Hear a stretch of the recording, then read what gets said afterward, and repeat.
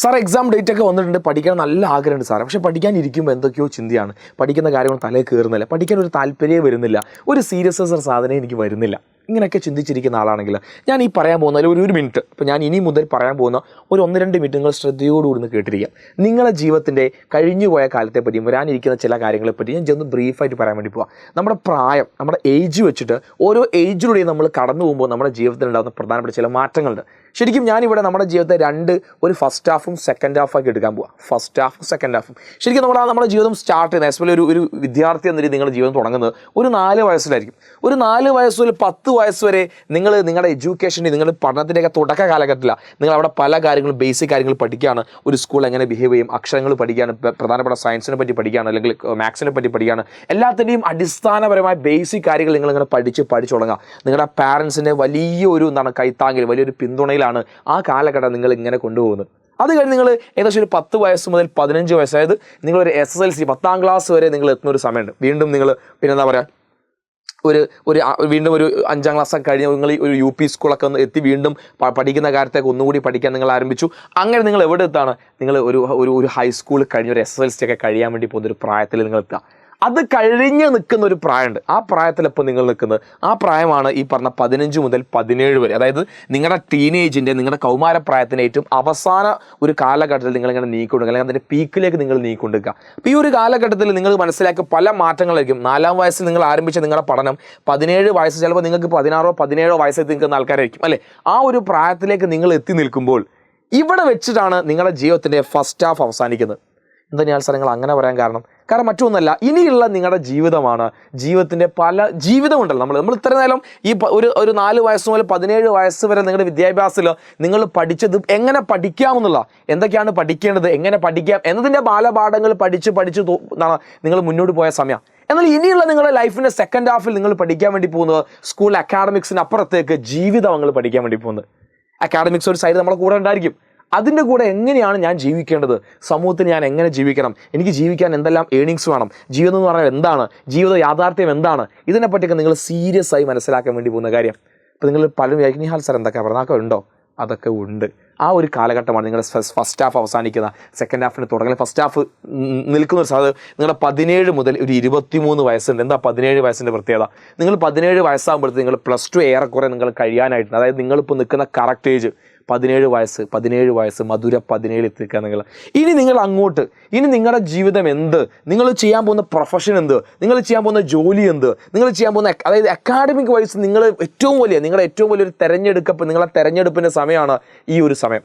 നിങ്ങൾ +2 കഴിഞ്ഞ ശേഷം ഞാൻ ഏത് കോഴ്സാണ് എടുക്കാൻ വേണ്ടി പോകുന്നത്, ഞാൻ ഡിഗ്രി ആണോ, പ്രൊഫഷണൽ കോഴ്സാണോ, ഇനി എൻട്രൻസ് എക്സാമുകളാണോ, അല്ലെങ്കിൽ പിന്നെ മറ്റ് മത്സര പരീക്ഷകൾ തയ്യാറെടുപ്പുകളാണോ, ഇത് തീരുമാനിക്കുന്ന ഏറ്റവും പ്രധാനപ്പെട്ട ഒരു ടൈമിലാണ് നിങ്ങൾ കടന്നു പോകുന്നത്.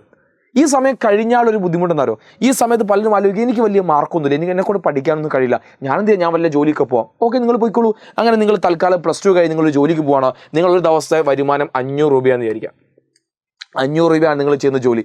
സാധാരണ ജോലിയാണ്, വലിയ സ്കില്ലൊന്നും ആവശ്യമില്ലാത്ത ജോലിയാണ്, ഒരു മാൻ പവർ ഉപയോഗിച്ച് ചെയ്യാൻ പറ്റുന്ന ഒരു ജോലിയാണെന്ന് വിചാരിക്കുക.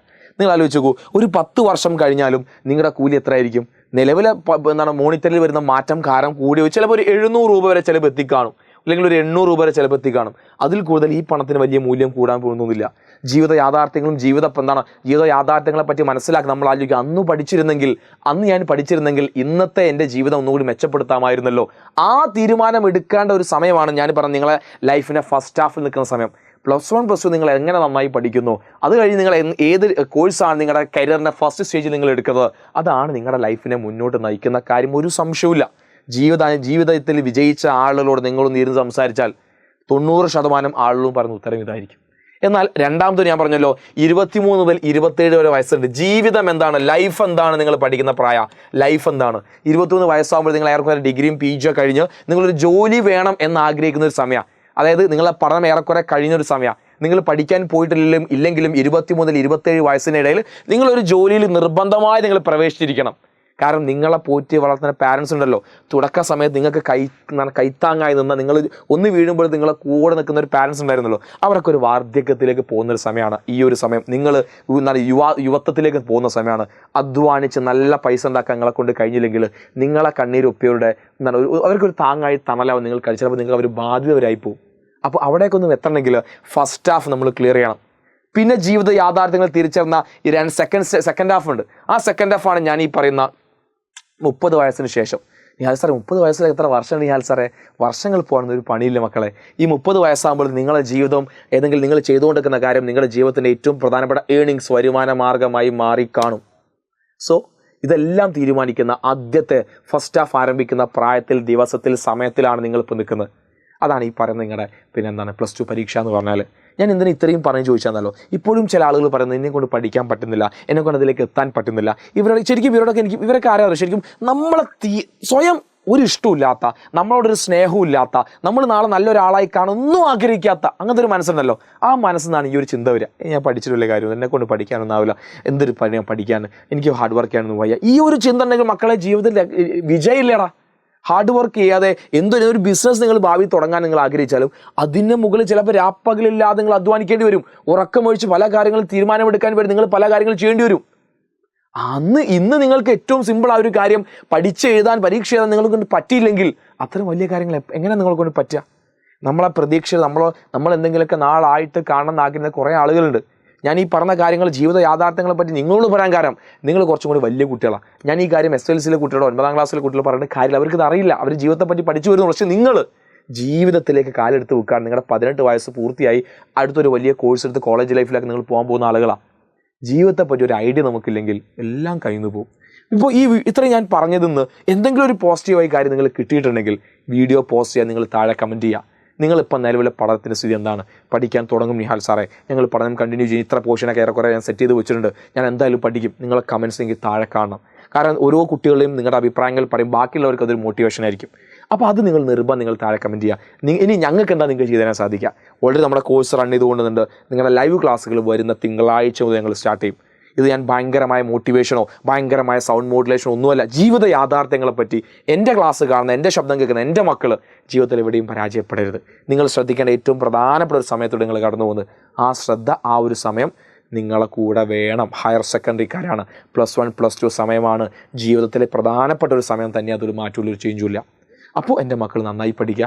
നമ്മുടെ ഈ യൂട്യൂബ് ചാനൽ, നമ്മുടെ +1 ചാനൽ നിങ്ങളുടെ ഫ്രണ്ട്സിനൊക്കെ ഒന്ന് നിങ്ങൾ നിങ്ങൾ ഷെയർ ചെയ്ത് കൊടുക്കുക, സജസ്റ്റ് ചെയ്ത് കൊടുക്കുക. നല്ല മക്കളായി നിങ്ങൾ പഠിക്കാം. ഓക്കെ, വേറെ ഒന്നും എനിക്ക് നിങ്ങളോട് പറയാനില്ല. പഠിച്ചു തുടങ്ങിയില്ലെങ്കിൽ ഞാൻ ഈ പറഞ്ഞ നമ്മുടെ ജീവിതത്തിൽ സ്റ്റക്കായി പോകുന്ന ചില മൊമെൻറ്റ്, അതാണ് ഞാൻ ഈ പറഞ്ഞ 23 മുതൽ 27 വയസ്സുണ്ട്, നമ്മൾ എന്തായി തീർന്നാൽ നമ്മൾ ഭയങ്കര കൺഫ്യൂഷൻ ആ സമയം. ആ കൺഫ്യൂഷൻ ഇല്ലാതെ ആ ഒരു ഏജ് കടന്നു പോകണമെങ്കിൽ നമ്മുടെ കയ്യിൽ നമ്മളെക്കൊണ്ട് എന്തെങ്കിലും പറ്റുമെന്ന് കാണിക്കുന്ന സർട്ടിഫിക്കറ്റുകളും നമ്മളെക്കൊണ്ട് എന്തെങ്കിലും പറ്റുമെന്ന് മറ്റുള്ളവരെ ബോധ്യപ്പെടുത്താൻ കഴിയുന്ന കാര്യങ്ങൾ കൂടിയേ തീരും. സോ മക്കളെ, ഓൾ ദി ബെസ്റ്റ്.